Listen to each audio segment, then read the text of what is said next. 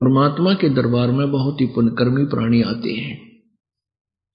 वैसे तो परमेश्वर की चाह में, प्रभु की चाह में भोली आत्माएं कोई तीर्थों पर जा रही है, कोई संतों के पास लाखों और करोड़ों की संख्या में एकत्रित हो चुके हैं।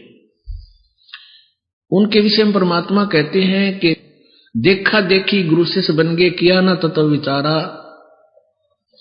देखा देखी कैसे जाते हैं? जैसे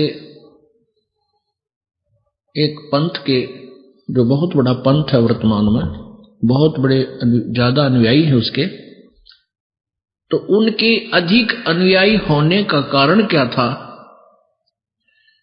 एक बार एक शहर में, रोहतक में सत्संग हो रहा था पुलिस लाइन में।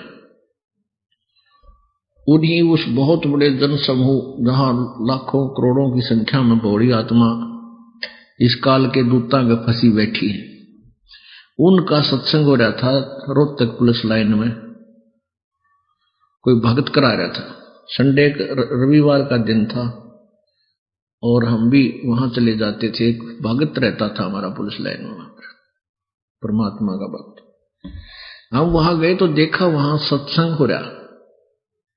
हमने इस दृष्टिकोण से सुना, वहां साथी था उनका मकान, उनके आंगन में बैठकर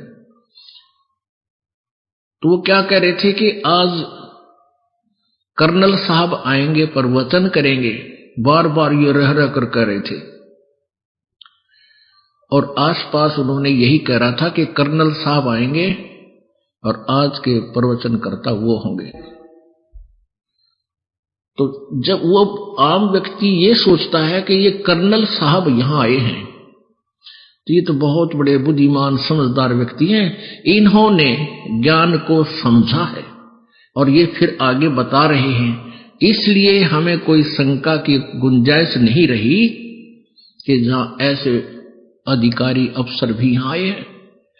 तो वो भोली आत्मा काल के जाल में न्यों फंसती चली गई। ये उस कर्नल साहब ने अपनी मिलिट्री के बारे में तो जानकारी हो सकती है, लेकिन अध्यात्म ज्ञान को वो क्या जाने? जैसा भी रंग उस नकली गुरु ने रंग दिया, उस भोली आत्मा ने स्वीकार किया और आगे फिर वक्ता बन गया। आप तो जीवन बर्बाद कर ही रहा है और लाखों हजारों की संख्या में काल के जाल में फंसाने का अपराधी और बन गया। तो वहां ऐसे चली गई बोली आत्माएं।